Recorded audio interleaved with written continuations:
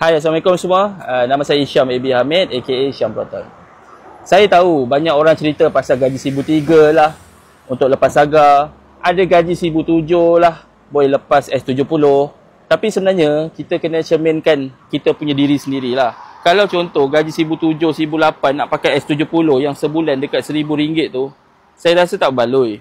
Jadi kalau contoh gaji tu 1,700, 1,800, ambil saga Iris pun boleh ataupun Persona. Sebab bulanan pun lebih kurang 500, 600, 600.5, 700. Jadi benda tu taklah kita rasa kita punya poket ni tiba-tiba cek duit je tak ada.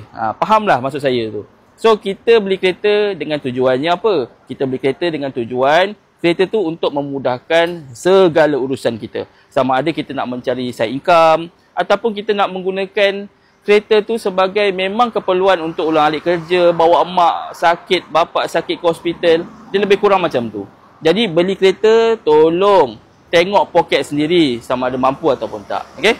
Assalamualaikum.